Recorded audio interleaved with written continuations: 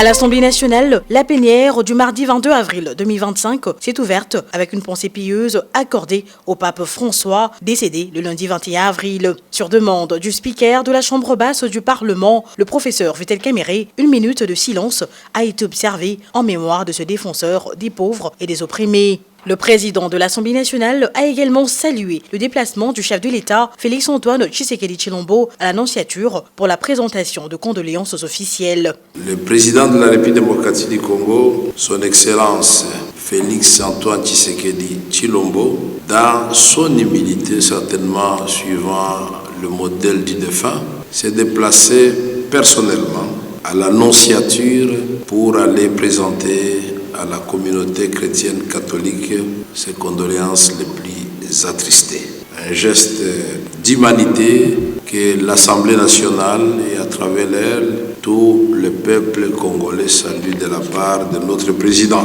La session ordinaire de mars, connue pour être une session de production et de contrôle législative, la Chambre basse du Parlement s'y emploie avec beaucoup de sérieux et de rigueur. Pour la première production législative de cette session, on note 2 propositions de loi émanant du député national André Mbata. La première loi, déjà examinée et adoptée lors de la précédente législature, mais réexaminée au cours de cette plénière, il s'agit de la proposition de loi portant création de l'Ordre national du léopard, qui ayant déjà existé par le passé, mais avait été supprimée suite à la promulgation de la loi numéro 009/2002 du 5 août 2002 portant création de l'Ordre des héros nationaux. Tous les mérites et loyaux services rendus au pays pour donner le droit d'admission dans l'ordre des héros nationaux ne peut pas être uniquement des mérites héroïques. Les autres mérites donc et les loyaux services ne peuvent donner droit qu'à l'admission dans un ordre tout aussi important mais inférieur et moins prestigieux que l'ordre national des héros nationaux. La deuxième proposition de loi est celle portant création de l'Ordre des héros nationaux. Outre sa mission de décorer le mérite héroïque, cette proposition de loi a 2 particularités. La première, la décoration est réservée uniquement aux Congolais. La deuxième, au lieu que la décision de décorer ne vienne uniquement que du chef de l'État, le Parlement sera aussi impliqué en amont, mais la signature reviendra tout de même au président de la République, grand chancelier de l'Ordre. L'histoire de l'humanité d'une façon générale et celle de la République démocratique du Congo, notre pays en particulier, n'est pas qu'une histoire de traîtres contre la patrie, une histoire de lâches, une histoire de renégats ou une histoire de défenseurs des antivaleurs. Mais elle est également une histoire de femmes et d'hommes d'exception qui, parfois au péril de leur vie, se seront sacrifiés pour leur patrie. Et ces femmes et ces hommes d'exception méritent la reconnaissance de la nation. Le président de l'Assemblée nationale, le professeur Vital Kamerhe,